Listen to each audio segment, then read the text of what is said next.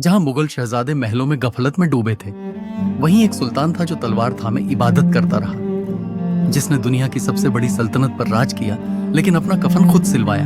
3 नवंबर 1618 औरंगजेब का जन्म शाहजहां और मुमताज महल के घर हुआ। लेकिन इस शाही परिवार के बेटे ने बचपन से ही शौक और शान से ज्यादा तौहीद और तकवा को चुना। जहां उसके भाई शराब और शायरी में डूबे थे, वहीं औरंगजेब कुरान की तिलावत और नमाज में खोया रहता था। उसके उस्ताद कहते थे, इस बच्चे के सीने में बादशाहत से पहले अल्लाह का खौफ है। जब शाहजहां बीमार पड़ा, तख्त के लिए शुरू हुई खूनी जंग। दारा शिकोह, शुजा और मुराद जैसे भाई सब चाहते थे सल्तनत, लेकिन औरंगजेब चाहता था इंसाफ और इस्लामी निजाम। वो जानता था कि अगर ताज गलत हाथों में गया तो फितना फैलेगा, शरीयत मिटेगी। इसलिए उसने अपने भाइयों से लड़ा। दारा शिकोह को काफिर करार दिया क्योंकि उसने सूफिज्म को इस्लाम से ऊपर रखा। शाहजहां को कैद किया गया क्योंकि वो अब सिर्फ एक शौकत पसंद बाप था जो ताजमहल जैसी इमारतें बना रहा था जब लोग भूखे मर रहे थे।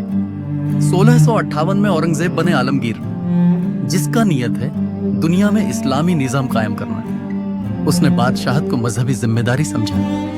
दरबार में गाने बजाने पर रोक, शराब और जुर्म पर सख्ती, शरीयत के मुताबिक फैसले। उसने जजिया टैक्स लागू किया, लेकिन साथ ही गरीब मुसलमानों और हिंदुओं को जकात और राहत भी दी। औरंगजेब का जीवन राजसी था, लेकिन दिल एक फकीर का था। वो चंद कपड़ों, एक कुरान और इबादत के साथ ही जिंदगी गुजारता था।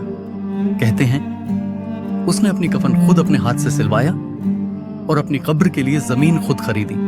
1707 में डेक्कन में मुगलों की फौज लड़ रही थी और वहीं एक तंबू में दुनिया का सबसे ताकतवर बादशाह सजदे में आखिरी सांस लेता है।